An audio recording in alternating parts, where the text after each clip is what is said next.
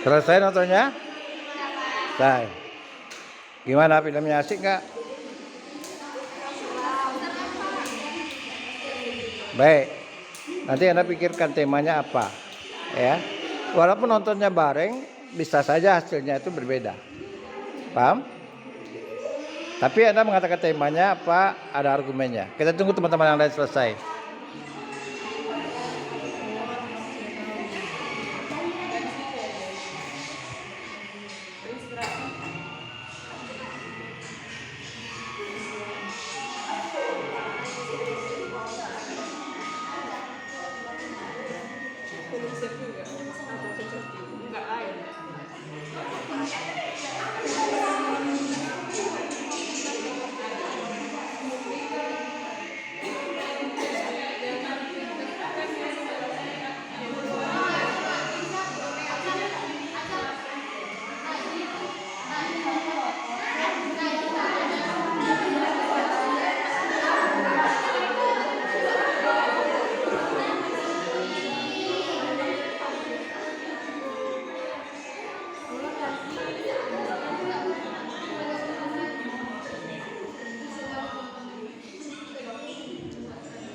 Siap?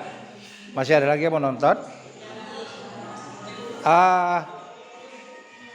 Itu karya mahasiswa semester lalu, dramaturgi, kuliahnya di ruangan ini.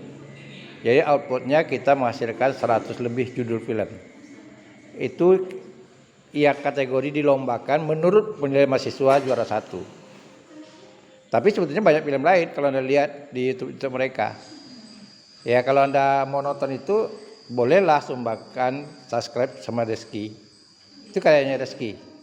Nah, kembali ke persoalan ini, ya, ke pelajaran kita, apresiasi fiksi. Film ini kategorinya fiksi.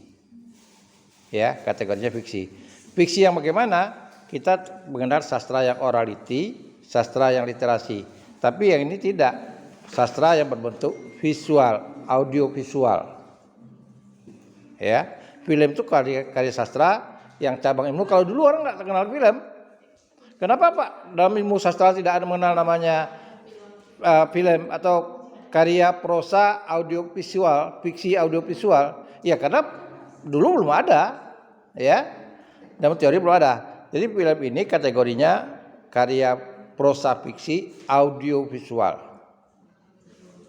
Ya, audio itu artinya pendengaran dan penglihatan. Paham? Nah, satu. Sekarang kita kaji dulu. Ini saya jadikan bahan ajar kita hari ini karena di lokal A ini juga saya pakai. Bukan berarti saya pilih kasih, tidak. Ya, mudah-mudahan ada yang gugat karena ini film yang dipilih mereka yang terbaik. Tapi kalau Anda lihat di konten-konten YouTube mereka, ada yang jauh subscribe-nya, jumlah penontonnya lebih banyak daripada Halimah ini. Saya kaget aja waktu itu baru berjalan seminggu atau 2 minggu, saya lihat ada mencapai penontonnya sampai 600 lebih. Artinya apa? Kalau kita berkarya sekarang ini, kita punya media YouTube masing-masing. Mereka kan dipublikasi di dia. Anda tidak akan menjumpai di Sabrata TV, tidak akan menjumpai Halimah itu. Karena memang itu haknya mereka. Sama dengan Anda, konten Anda memang tugasnya saya periksa, tapi haknya Anda. Ya. Kalau saya ego ya silahkan masuk di konten saya, kan begitu. Ini tidak. Nah, kembali ke sini, mari kita lihat sebelum kita masuk menentukan tema, menentukan amanat, menentukan gaya bahasa dari topik kita hari ini. Kemarin kita bicara tentang esainya Sutarji, penyakit cerpen Indonesia. Ada berapa kata Sutarji? Ada berapa? Ada 4. Apa saja?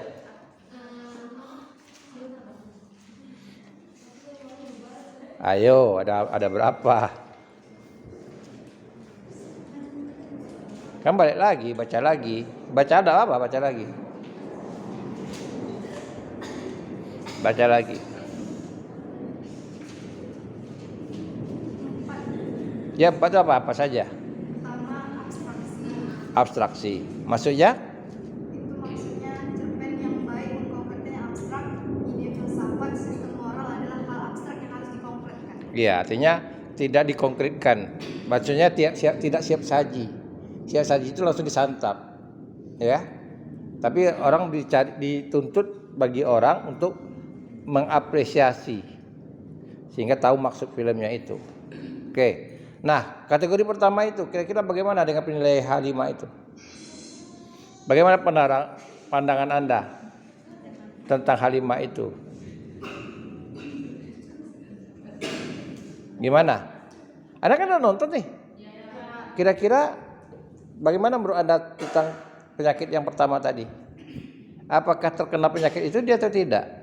Atau dia memenuhi syarat tentang terhindar dari penyakit itu? Yang dikatakan Sutarji abstraksi itu tadi.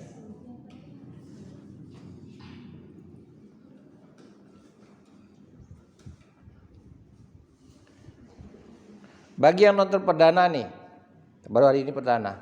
Kira-kira dari pertama tahu enggak ceritanya tadi? Bisa ditebak enggak? Bisa ditebak enggak ceritanya? Bisa ditebak enggak ceritanya?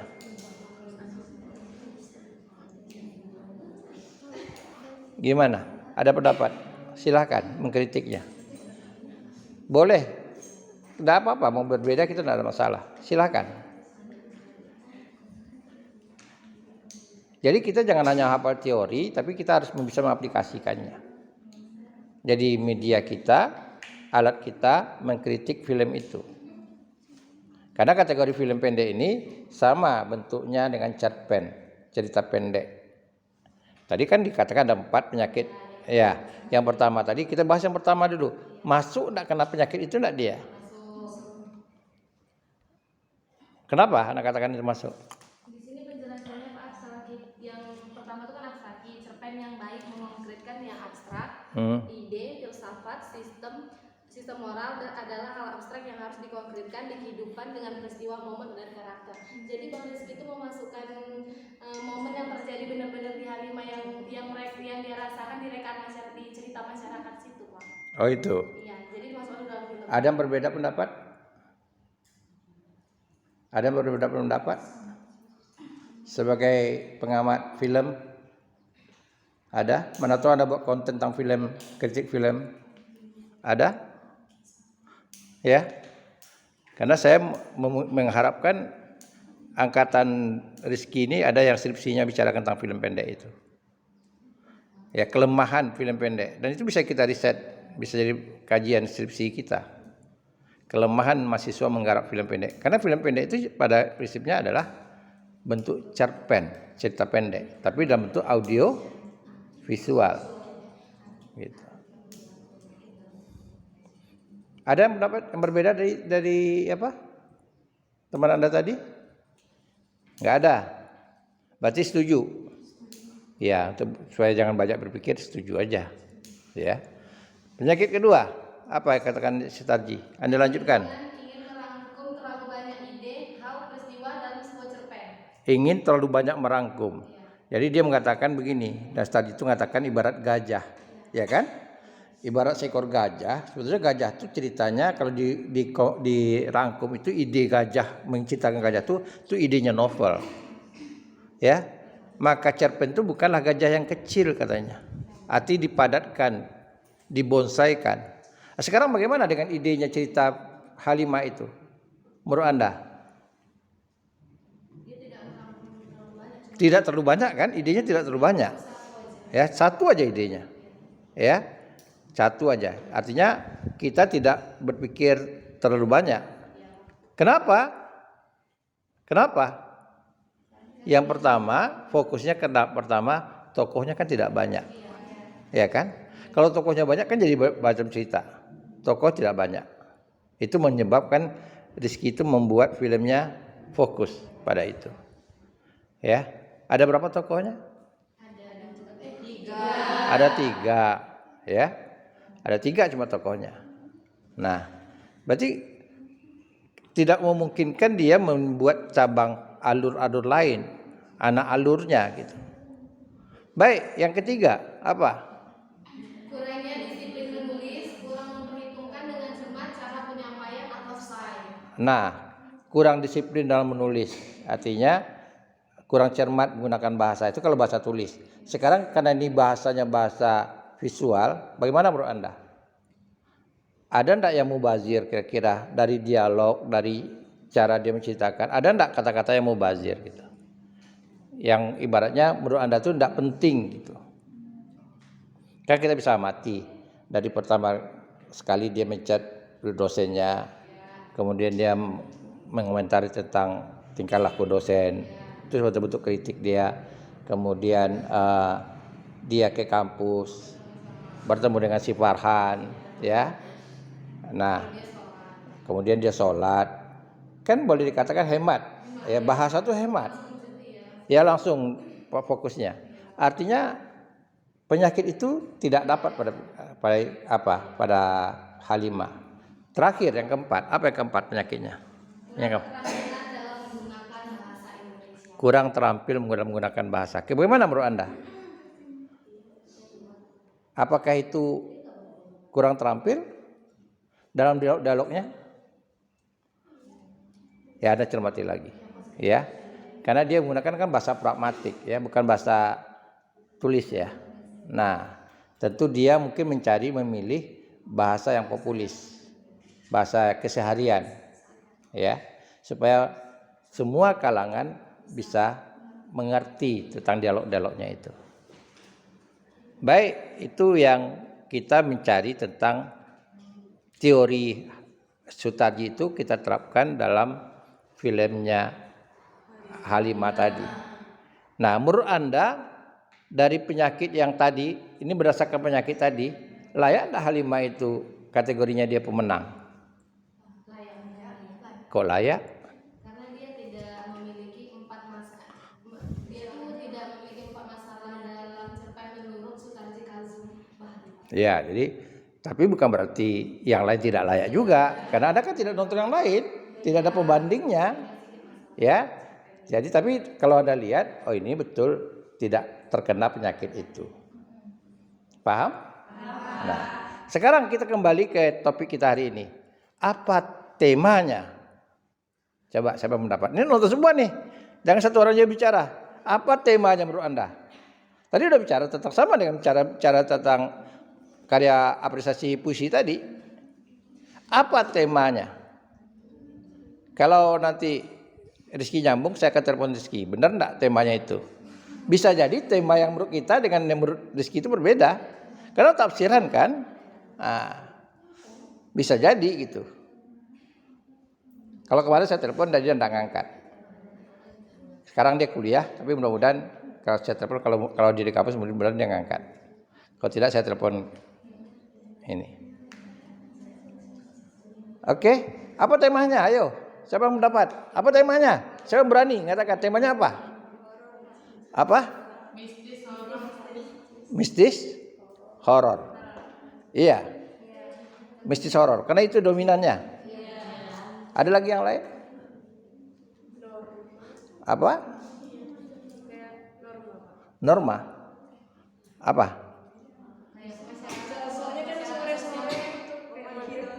Gimana?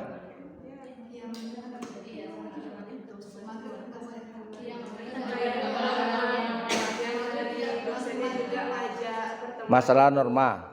Ya. Ya, norma perilaku sosial, ya, dalam akademis. Iya, dalam akademis maksudnya gitu. Artinya ada hal sesuatu yang tidak biasa. Itu menurut Anda? Oke, berarti ada 2. Ada lagi tema lain? Karena menurut Anda itu argumentasi Anda karena itu warnai masalah. Iya. Ada lagi? Kalau saya katakan misalnya temanya tentang kepatuhan, boleh? Kenapa? Apa? Yang pertama dia patuh dengan dosen, ya kan? Yang kedua, mengutamakan patuh dengan menjalankan agama. Tapi kan temanya tentang kepatuhan, boleh? Nah, tapi yang lain, mungkin ada yang lain, tipe yang lain. Apa yang Anda utamakan temanya? Jadi semakin banyak tema-temanya itu, film ini semakin berterima orang, semakin mau orang menerimanya. Ya, tadi horor mengatakan. Berarti kalau orang yang suka film horor, dia akan nonton film ini. Tapi bagi orang yang tidak melihat horornya, ada sifat edukatifnya tentang bagaimana kepatuhan seorang mahasiswa terhadap dosennya itu. Kalau saya katakan temanya tentang perilaku, boleh enggak? Tentang perilaku. Temanya tentang perilaku. Saya menggunakan pendekatan psikologi. Bisa. Ya, perilaku dosen, perilaku mahasiswa. Paham? Nah, berarti itu kan bisa jadi. Nah, artinya apa? Kita menentukan tema dalam karya fiksi itu, pertama, kita perlu berani menentukannya dengan argumentasi. Satu. Yang kedua, tadi saya katakan, bisa jadi sebuah karya fiksi itu, ya, kalau dalam hal ini film, bisa jadi temanya itu bermacam-macam. Tergantung sisi orang memandang. Keperluan orang. Paham? Saya beri contoh begini. Pada zaman Balai Pustaka, rata-rata orang mengatakan temanya tentang adat istiadat. Karena berbicara tentang perkawinan orang, persoalan dihalang oleh adat. Rata-rata begitu, dihalang oleh adat. Tapi ada juga orang mengatakan temanya kasih tak sampai. Ya. Kenapa tidak kasih tak sampai? Ceritanya tetap bicara tentang sepasang kekasih yang ujungnya endingnya bukan happy ending. Jadi orang katakan itu temanya tentang kasih tak sampai. Jadi tidak salah. Ya. Kalau saya katakan misalnya temanya tentang masalah strata manusia, boleh juga. Ya. Tentang penilaian orang terhadap strata, boleh juga. Kenapa? Karena halangan itu berkaitan dengan status orang. Ya, status ekonomi. Kalau misalnya kita di bawah lindungan Ka'bah, masalah anak pembantu dengan anak juragan, kan status ekonomi. Zainuddin dan Hayati itu masalah status keturunan, ya kan? Kalau dilihat dari segi adat, artinya Zainuddin di adat Minang tidak diakui sebagai orang Minang karena ibunya bukan orang Minang, karena bapaknya orang Minang, gitu. Jadi kan berkaitan dengan strata. Jadi sekali lagi saya katakan pada Anda, untuk prosapiksi ini bisa jadi beragam, ya, bisa jadi beragam temanya.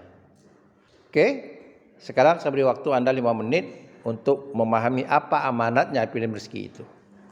Ya, sekaligus saya mencoba menghubungi rezeki. Apa amanat dari film Halimah itu? Saya minta Anda mencari minimal 5 amanatnya. Ya, 5. Baik itu tersurat maupun tersirat. Apa amanat yang bisa Anda ambil? Kalau tidak, dia kayak pepesan kosong aja. Anda menonton film hantu, film horor. Tidak ada amanat yang bisa Anda pahami. Paham? Tahu-tahu Anda nanti ke Halimah, Anda takut, benar nih film rezeki ini. Anda mau sadar juga benar nih. Nanti Anda sudah assalamualaikum, lihat kiri kanan. Ya kan? Gitu. Oke, minimal 5. Saya beri waktu, sementara saya mencoba menghubungi pemain dan sutradaranya. Oke, terima kasih.